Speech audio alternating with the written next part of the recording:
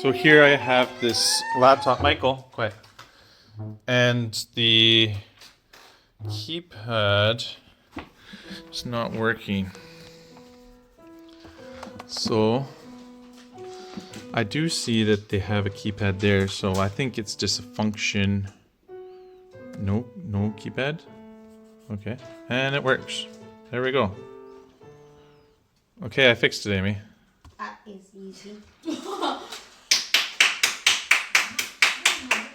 So the issue, if your keypad's not working, use the function key, and I don't know why would you even have an option to turn on and off the mouse, but that's the solution. You just hold the function, hit that, and now we have the mouse working.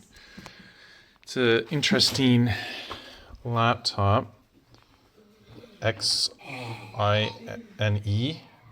It's like a flip screen, kind of weird, something like that. I guess it can go down into a tablet mode. Maybe that's why you want to take off the mouse option. I don't know. It's like a quirk. All right. Thanks for watching this video. Hope it helped out. If you enjoy electronics or want to learn about how to fix electronics, consider subscribing, and I'll see you in the next video.